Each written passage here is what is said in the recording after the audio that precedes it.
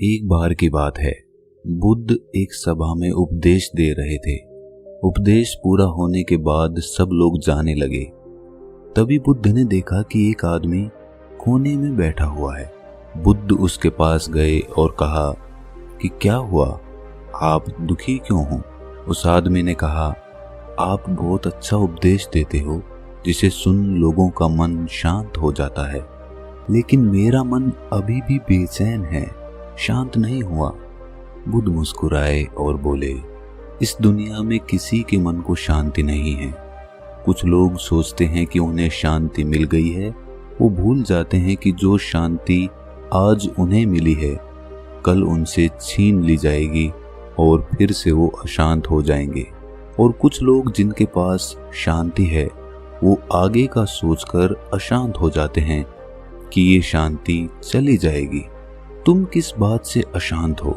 ये सुनकर उस आदमी ने कहा, बुद्ध, मुझे एक गंभीर रोग है। वैद्य ने कहा है कि मेरे पास केवल 7 महीने हैं, जिसमें से 3 महीने खत्म हो चुके हैं। मेरे बाद मेरे माता पिता, बीवी, बच्चों का क्या होगा, ये बात मुझे शांत नहीं रहने देती। बुद्ध ने कहा, क्या तुम इसी बात से परेशान हो? उस आदमी ने कहा, नहीं, सच तो ये है कि मैं अभी मरना नहीं चाहता। मेरे अंदर मौत का डर बैठ गया है। बुद्ध ने कहा, मरना तो एक ना एक दिन सबको ही है, ये बात सब जानते हैं। मृत्यु को तो कोई नहीं चाहता। बहुतों को तो ये भी नहीं पता कि उनकी मृत्यु कब होगी। तुम्हें तो उसका पता भी है, लेकिन मृत्यु के बारे में कुछ नहीं कहा जा सकता। तुम अभी भी नहीं जानते कि तुम्हारी मृत्यु कब होगी। क्या तुम्हें पता है कि तुम कल का सूरज देख पाओगे या नहीं? आदमी ने कहा, नहीं, मुझे मालूम नहीं है। बुद्ध कहते हैं कि अगर तुम्हें तुम्हारी बीमारी के बारे में पता नहीं होता तो तुम अपना जीवन खुशी से जीते, है ना? तो अभी भी वही करो, आगे का मत सोचो।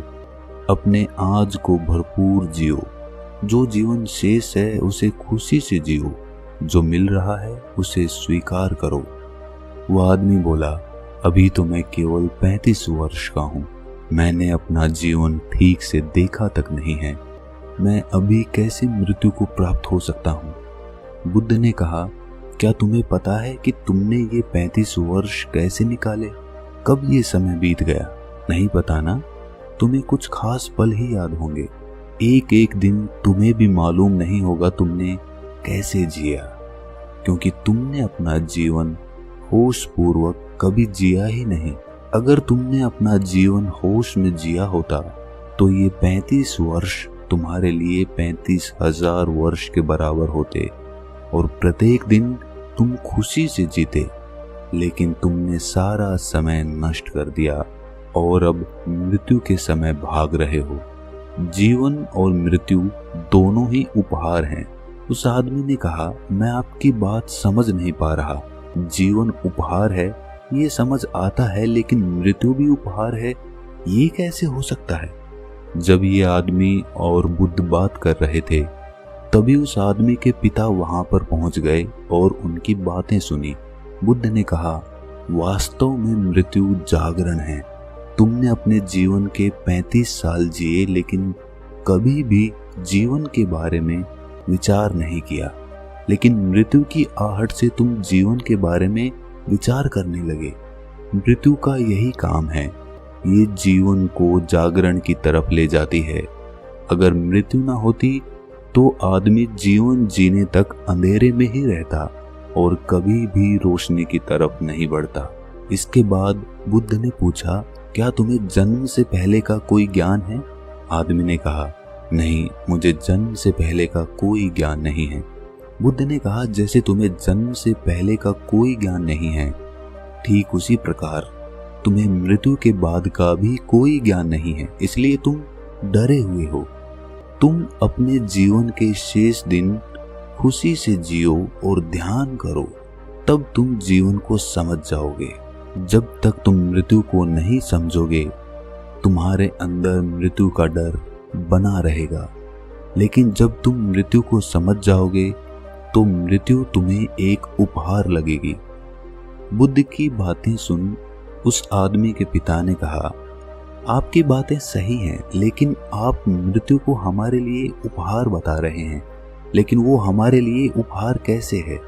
अगर मान भी लें कि मृत्यु उपहार है, तो एक ना एक दिन मृत्यु आने के बाद ये उपहार भी छिन जाएगा।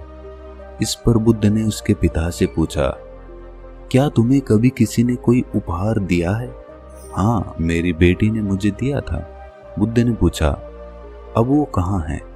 वो गांव में आई एक बाढ़ के साथ बह गया और नष्ट हो गया। बुद्ध ने कहा, क्या इससे तुम्हारी बेटी के प्रति तुम्हारा प्यार कम हुआ?